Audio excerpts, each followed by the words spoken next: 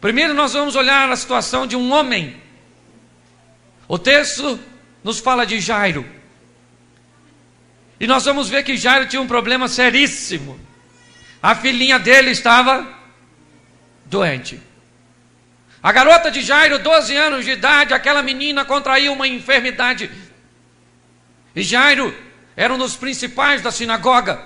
Era um homem acostumado a ministrar, era um referencial para todas as pessoas. A comunidade judaica o conhecia. Todos sabiam quem Jairo era e o que ele desempenhava. Só que Jairo está com um probleminha, querido. A garotinha dele está doente. E para nós que temos filhos aqui, muitos sabem o que é ter um filho doente. Imagine quando aquela garotinha adoeceu. Jairo então começa a agir porque ele queria ter a sua filha curada. Deve ter tentado um remedinho caseiro. O negócio não funcionou. Já tinha médico naquela época, mandou chamar. E os médicos deram uma olhadinha na garotinha, tentaram e não funcionou. Quando nós tentamos os recursos físicos e eles não funcionam, para onde é que nós vamos? Para a nossa fé. Para a nossa fé. É ou não é? Não interessa onde a sua fé está posicionada. Se você está aqui visitando e você professa outra fé, quando a situação fica feia, você acende uma velinha para as causas impossíveis. É sua fé. É ou não é? Se você professa outra fé e está com problema e as coisas não resolveu, você passa a faca no pescoço de uma galinha. Se o problema for mais grave, mata um elefante numa encruzilhada, qualquer coisa desse tipo. Traz a farofa do Nordeste, eu não sei. Nós vamos para onde está posicionada a nossa fé. Se você professa outra fé, bota um paninho branco, um copinho d'água e mentaliza. Cada um vai para onde aponta a sua. Só que a Bíblia nos diz que uns confiam em carro, outros em cavalos, mas nós fazemos menção do nosso. É isso aí. Amém? Cada um vai para onde aponta a sua fé. E Jairo era um homem fervorosíssimo. Ele era um dos principais da sinagoga. Era assim com o sacerdote, com o sumo sacerdote. Conhecia a turma toda, era chegado. É ou não é? Mas ele está com um problema. E os recursos que ele buscou não funcionaram. Quando as coisas não funcionaram, ele deve ter ido para lá e daí falou: gente, vamos matar um cordeiro aí, porque o negócio está feio lá em casa. Minha garotinha, já tentei de tudo, gente. É o Jeová Rafá, o Deus que cura. Vamos matar um cordeirinho aí, oferta pacífica, vamos fazer alguma coisa, mas a minha garotinha está lá. Deve ter falado com todo mundo, pediu oração, pediu tudo, orou, e as coisas não funcionaram. A garotinha dele está morrendo. E agora? O que Jairo vai fazer? Ele já tinha falado com todo mundo que poderia resolver a situação. Ele já tentou, na sua simplicidade, curar sua filha. Já chamou os médicos, já falou com o sacerdote, já matou o cordeiro. Ele já fez o que ele podia, mas nada funcionou. A garotinha dele está morrendo e o quadro me parece que a cada momento se agrava. E Jairo está vendo a sua filhinha, as forças, a vida daquela menina ir embora. Eu imagino o desespero daquele homem. Mas faltava para Jairo ainda uma coisa. Um recurso de última instância. Jairo ainda poderia tomar. Jairo poderia procurar Jesus. Mas isso não era fácil não, querido. Não é simples assim não. Jairo não era um anônimo. Jairo era conhecido por todos. Para ele seria muito difícil. O que iriam pensar dele se descobrisse que Jairo, um dos principais da sinagoga, foi buscar ajuda em Jesus de Nazaré? Isso não ia dar certo. Jairo ia perder o cargo dele na sinagoga. A comunidade ia falar que Jairo ficou doido. O pessoal ia cair. Imagine, já que o pastor Francisco é meu amigo, eu vou falar. Imagine se você soubesse que o pastor Francisco está com um problema. Já tentou de tudo e não resolveu. E ele foi num centro de macumba procurar um pai de santo para fazer um trabalho lá, para resolver o problema dele. O que você faria? Falei, também eu não vou negar na igreja, mas não. O pastor ficou doido, gente. O que é isso? Era mais ou menos isso.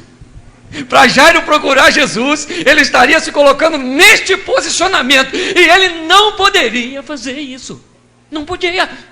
Ele iria perder o prestígio, iria perder seu cargo, o pessoal ia cair em cima dele, falando, mas o que? Ele não tinha outra alternativa. Ou a garotinha dele morria, ou ele procurava Jesus. Há momentos, querido, que você não tem outra alternativa. Há momentos que a situação fica tão difícil que eu vou te dar um conselho. Fale logo com ele. Não interessa o que vão falar de você, se você vai perder prestígio, se as pessoas não vão gostar, se vão falar ou deixar de falar. Fale com ele que ele resolve. Mas às vezes não é tão simples assim não. Eu imagino Jairo pensando, meu Deus, o que eu vou fazer? O que eu vou fazer? Estão falando que esse carpinteirozinho de Nazaré aí, esse camarada está fazendo milagre pra caramba. Mas a gente aqui na sinagoga não gosta dele. Esse homem roubou o prestígio da gente. Foi só ele chegar que ninguém mais quer saber da gente aqui. A frequência da sinagoga diminuiu. Está todo mundo andando atrás dele aí agora, dizendo que ele é o cara.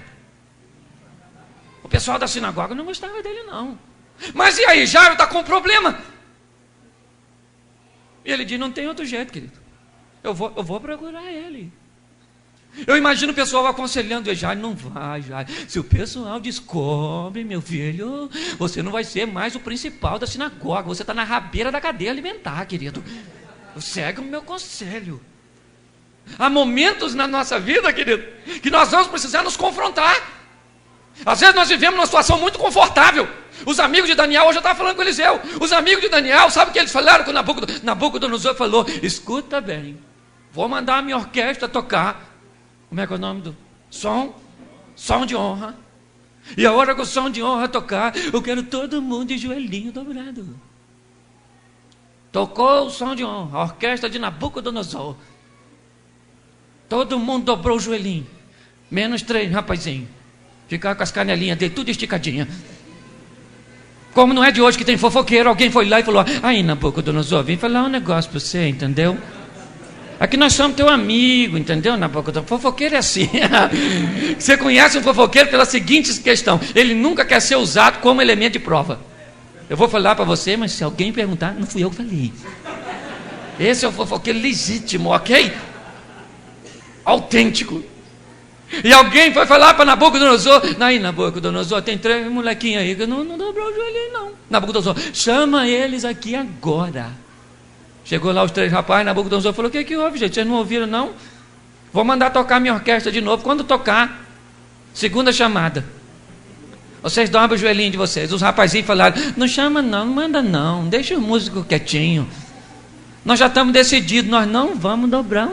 Mas todo mundo dobrou, mas nós não vamos dobrar. Mas está todo mundo fazendo, mas nós não vamos fazer. Mas está todo mundo falando, mas nós não vamos falar. Às vezes, querido, procurar Jesus é andar na contramão. E quem anda na contramão, primeiro, tem poucas pessoas para andar com ele. E segundo, quem anda na contramão, bate de frente toda hora. É confrontar.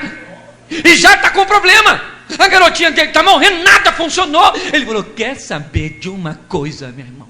Eu não quero saber de cargo na sinagoga. Eu não quero saber de prestígio. Eu quero a minha filha sã. Então eu vou falar com ele. Deixou a garotinha morrendo, moribunda em algumas traduções. A garotinha já estava nas últimas. E lá foi Jairo procurando Jesus. Nesse exato momento, o barquinho que Jesus vinha estacionou, né? Ancorou. Todo mundo estava assim de gente, olha, ao redor de Jesus. Quando chegou Jairo chegou e já foi logo falando, mestre, dobrou o joelhinho, olha, na presença de todo mundo, querido, todo mundo vendo. Ele dobrou o joelho e falou, Senhor Jesus, dá um pulinho lá em casa, porque a minha garotinha está morrendo. O que você faz quando Deus coloca quem te persegue nas tuas mãos? O que você faz quando Deus pega aquele infeliz que fala mal de você, que tentou puxar o teu tapete, e Deus fala, toma aí agora. Tem uns irmãos que falam assim, muito obrigado, Jesus. O Senhor é fiel e verdadeiro e justo. Deixa-se feliz comigo agora, deixa. Eu não preciso nem de ajuda mais, daqui para frente sou eu. Deixa comigo, eu vou arrebentar ele agora. Olha bem o posicionamento dele diante da adversidade. Falou com ele, querido. A solução é garantida. Jesus falou: eu vou com você, já lá para tua casa, eu vou. O negócio está feio lá. Olha bem, querido. Tem gente que só quer ir para a casa da gente quando tem churrasco. Tem gente que só quer ir para a casa da gente quando tem banho de piscina. É ou não é verdade? Quando tem um bolo gostoso que crente come, que ele leva até sacola para levar para casa, irmão, não são mole, né? Pós-festa. É verdade. Só que não, querido. Jesus você pode chamar para os momentos de alegria ou para os momentos de tristeza que Ele está contigo. Amém? Jesus falou para Jairo: eu vou com você, meu irmão, eu vou com você. E Jairo falou: agora me dei bem. Ele vai lá na minha casa, está fazendo uma arruaça aí na Palestina. Lá em casa vai ser molezinha. Vamos lá. Lá ia ele. E Jesus está indo na casa dele, Jairo, confiante. Quando de repente, querido, na beira da estrada, tinha uma mulher também que a situação não era boa. 12 anos a mulher sangrava. 12 anos sangrando. A mulher devia ter uma anemia, ela devia estar verdinha já, o Hulk, aquela mulher. Não, não. Imagina, ela deve ter reunido as suas forças. Porque ela queria. O objetivo dela era o quê?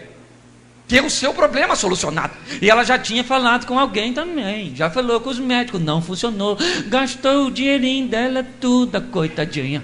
Não tinha mais nada. Tá ali ela. E ela também resolveu, em última instância, falar com alguém. E esse era Jesus. Mas justamente no dia que ele está indo para a casa de Jairo.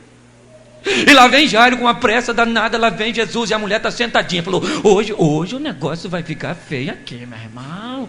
Eu vou tocar nesse camarada, eu vou tocar nele, eu vou. Mas se vissem ela sangrando, poderiam apedrejá-la. É ou não é verdade? Ela corria risco de vida, mas não queria nem saber, ela já ia morrer mesmo. Pô, vou tocar nele, hoje eu toco nesse camarada. Tem muita gente ao redor dele, mas eu vou tocar nele. Nem que seja na pontinha da roupinha dele, mas eu toco. A multidão estava lá, a mulher ultrapassou as barreiras, foi lá e deu um toquinho na roupinha dele. Jesus parou, e quando ele parou, imagine Jairo. Jesus parou e falou: alguém me tocou. Jairo deve ter pensado: quem foi?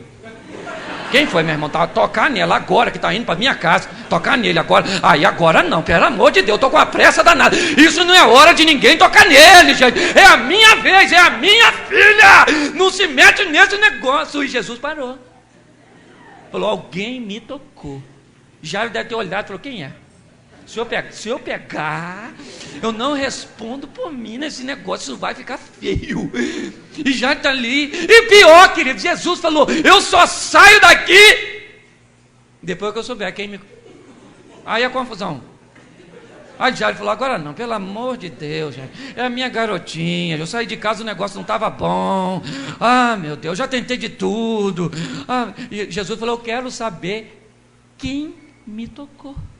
Eu quero saber quem me tocou, querido. Os discípulos falaram para ele, que é isso, Jesus? Não dá para saber. Está todo mundo tocando, o Senhor virou popstar. Está todo mundo querendo tocar no Senhor, o Senhor agora está na mídia. Todo mundo, Jesus, tem tanta gente tocando no Senhor. E o Senhor pergunta para a gente: quem te tocou? Jesus falou: não, querido, tem muita gente aqui me tocando, mas uma pessoa me tocou diferente. Nós aprendemos aqui, querido, que não basta estar na multidão, não basta pedir, porque pedir todo mundo pede, não basta tocar, porque tocar todo mundo toca. Nós temos que fazer algo diferente, porque Deus não vê a aparência, Deus olha para o coração. Tinha muita gente tocando, mas só uma pessoa foi alcançada. Cuidado com o que tu está fazendo, querido. Saia da mesmice. Hoje nós vivemos em meio a frases de adoração prontas. Saia disso, querido. Deus quer um louvor genuíno de cada um dos corações. É assim que funciona. Jesus falou: não.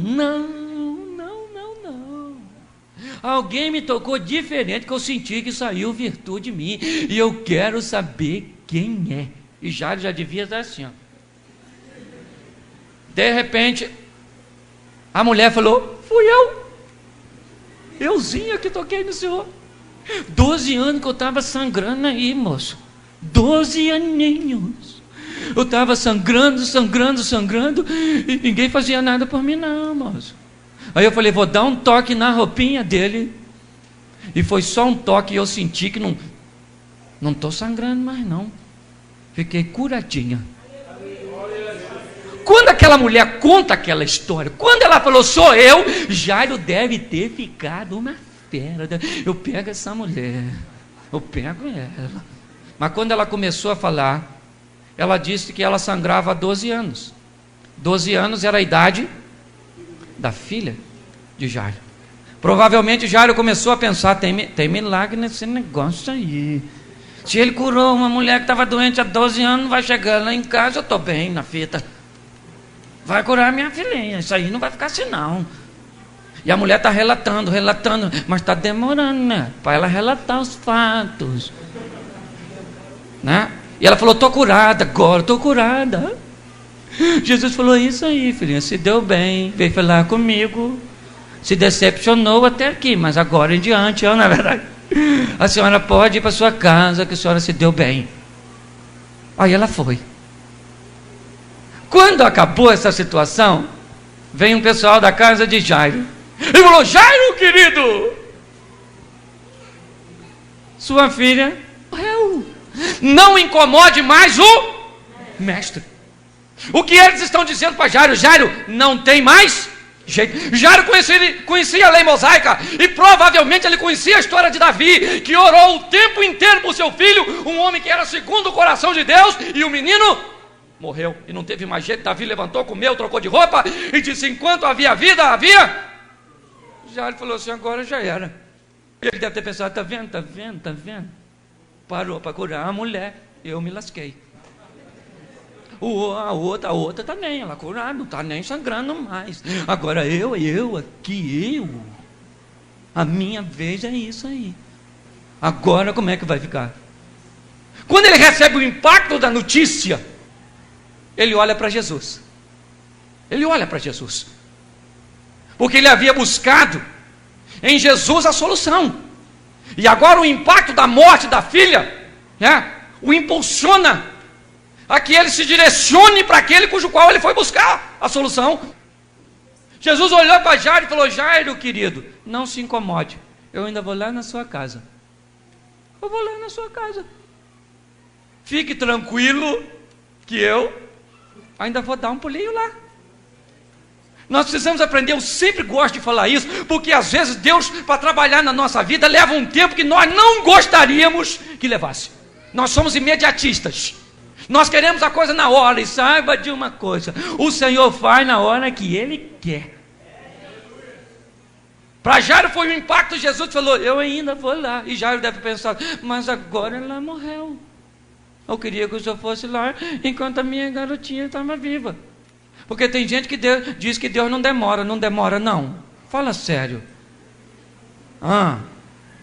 Não demora não.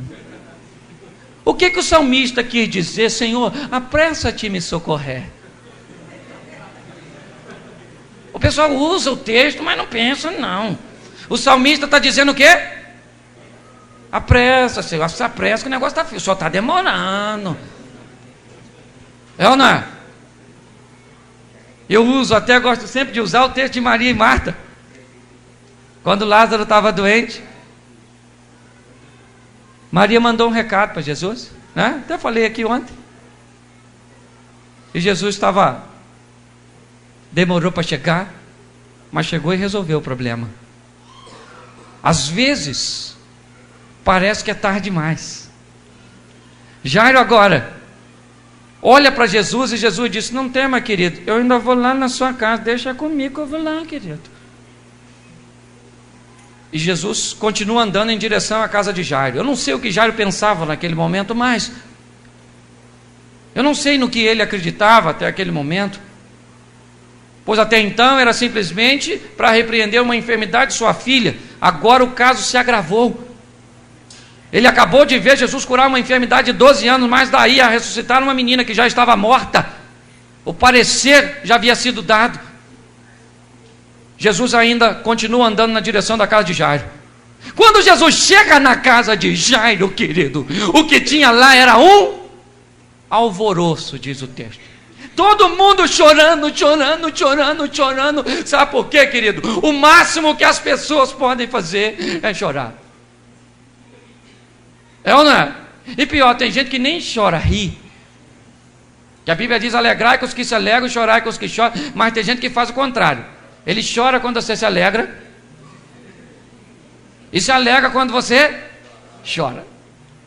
Tem gente que quando acontece algo de ruim, ele fala: nem que eu te avisei, rapaz. Eu te falei, rapaz, dá vontade de você matar isso. Não fala não. Mesmo que você tenha falado, fica quieto. Marido gosta de falar isso para a esposa: eu te falei, querida. Dá vontade dela te dar um murro na mesma hora. Isso não é frase que se fala, a pessoa já está decepcionada. Ela sabe que você falou, infeliz. Cala a boca. Pelo amor de Deus, sossega, não é verdade? Não fale isso. Então tem gente que é assim. Quando as coisas ficam ruins, ele se alegra. Mas quando você fala: rapaz, arrumei um emprego legal, que Deus abriu uma porta, sabe o que ele pensa? Por que não foi eu? Por que não fui eu? Eu estou na prova, tá vendo? Eu estou na prova. Então é assim. Quando Jesus chega aqui, está todo mundo chorando. Mas eu quero dizer uma coisa: o melhor lugar para desabafar ainda é o velório. Inclusive, quando você estiver triste, quiser chorar, vai no velório, para você nem conhecer o defunto, que ninguém vai questionar. Chega, chora. Porque se você chorar na igreja, os outros querem saber por quê. Se você chorar em casa, a família quer saber por quê. Ou você chora na rua, tem alguém que vai estar passando mal. Então vá no cemitério, entre lá pro defunto e chore. Desabafe, não é verdade? Todo mundo chorando, tinha até carpideira profissional, choradeira profissional. Chorando, e quem chegou? Ele chegou, para a gente cortar o negócio. Chegou, aquele rostinho angelical de quem resolve. Chegou e falou: qual é o problema, gente? Que isso aí, todo mundo chorando. Jairo ainda não tinha visto a filha morta. Imagina o impacto, todo mundo chorando, 12 anos de idade. E os judeus já gostavam de chorar mesmo, que é para botar todo o sentimento para fora na hora. Era uma tradição que eles tinham. Chorando. E ele chegou e falou: calma, gente, calma. E o pessoal: a garotinha morreu, moço, morreu. 12 anos de idade, sinais vitais já eram, uma menina cheia de futuro pela frente. A gente estava aqui, fizemos o que pudemos. Examinamos a menina. E Jesus falou: essa menina não morreu, gente. Ela só está tirando um soninho. Está dormindo. Ah, rapaz, os médicos devem ter ficado bravos, não é? Escuta aqui, o senhor pensa que nós já não verificamos tudo? Pensa que nós não sabemos nada sobre a morte? E Jesus deve ter pensado: querido, sobre a morte você pode saber muita coisa, mas eu sei sobre a vida. Eu estou falando que essa garotinha está dormindo, querido. E alguém deve ter falado: então se ela está dormindo, engraçadinho, vai lá e acorda ela. Vai lá e fala com ela: levanta daí, garotinha. E Jesus falou: vamos dar uma olhada na garotinha. Estava num quarto, Jesus só chamou gente comprometida. O pai da menina, a mãe, Pedro, Tiago e João. Entrou todo mundo no quarto e está lá a garotinha, mortinha. Estava lá. Jesus olhou para a garotinha, já ele deve ter falado: aí, morreu mesmo. Morreu, infelizmente. A mãe chorando. Deve ter pensado: se ele chegasse um pouquinho antes, né? Acho que ele vai dar uma palavra aí para consolar os corações. Diz que ele prega muito bem. Estou com medo da minha mulher infartar, não é verdade? Vou dar um remedinho para ela. Tem gente que não está preparado nem para encarar as perdas. Mas Jesus olhou, falou para a garotinha: querida, levanta aí, deixa para você morrer outra hora. Talita, menina, levanta daí, porque seu pai foi me chamar, entendeu, querida? E eu não chego para perder, não. Pode levantar daí agora. Eu imagino a mãe e o pai olhando aquela cena, querido. A garotinha pegando fôlego de novo, levantou. Eu imagino a felicidade. Já ele deve ter falado, ainda bem que eu fui lá. Eu quero saber mais de sinagoga, eu quero saber mais de nada, meu irmão. Eu quero saber dele, é ele. Fui buscar ele entrou aqui e o problema resolveu. Se Jesus, o texto para por aqui. Se o pregador fosse bom, ele diria, vamos parafrasear. Mas como sou eu, nós vamos imaginar mesmo e falar, ok? Se Jesus entrou naquele quarto, ele tem que sair. Agora eu vou imaginar ele saindo, Jairo. Ele na frente, todo mundo lá de fora. Ninguém viu o milagre. Quem não tem compromisso não vê milagre. Só vê milagres comprometidos. Amém? Para ilustrar compromisso, é a história do egg x bacon. O sanduíche. Há uma diferença de compromisso e envolvimento. No egg x bacon a galinha está envolvida, pois ela colocou o ovo. Mas o porco está comprometido, porque o bacon está lá e ele dançou, querido. Então tem gente que se envolve, mas não se compromete. Só comprometido vê a glória de Deus, querido. Jesus saiu, eu imagino Pedro saindo atrás, Joãozinho também, na verdade. E Jairo já deve ter saído falando, quem pagou as carpideiras? Pede o dinheiro de volta. Aqui não tem motivo mais para choro, não. E Jairo foi buscar a solução.